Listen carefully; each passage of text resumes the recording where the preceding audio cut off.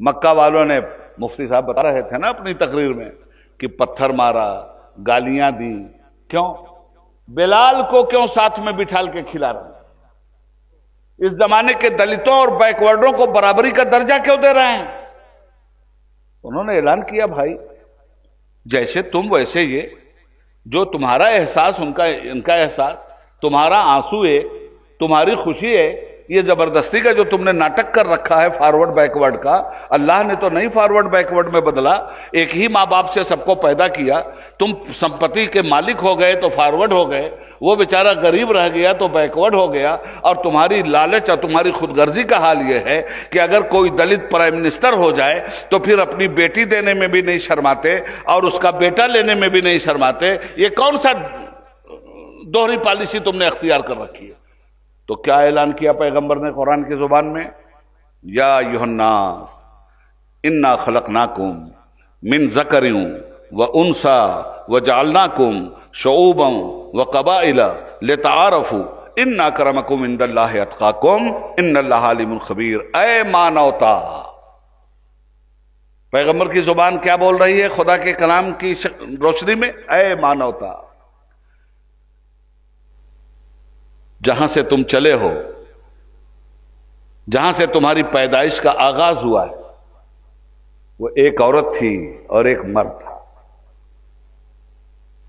उसके बाद तुम्हारी नस्ल बढ़ती चली गई, तो तुम सबको खुदा ने एक औरत और एक मर्द से पैदा किया और उसका नाम था आदम, जिसकी तुम औलाद हो और कहते हो अपने आप को आदमी।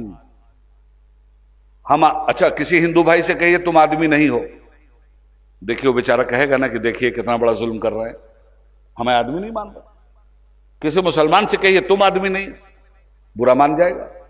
किसी से भी कहिए कि तुम आदमी नहीं हो, बुरा मान जाएगा। क्यों? इसलिए कि वो आदमी है, वो जानवर नहीं है, वो आदम की औलाद है। हिंदू हो के मुस्लिम, सिख हो के ईसाई, किसी को आदमियत और आदमी होने से इनकार नहीं है। और जो उसको आदमी ना कहे उसको वो बुरा मानना भी चाहिए।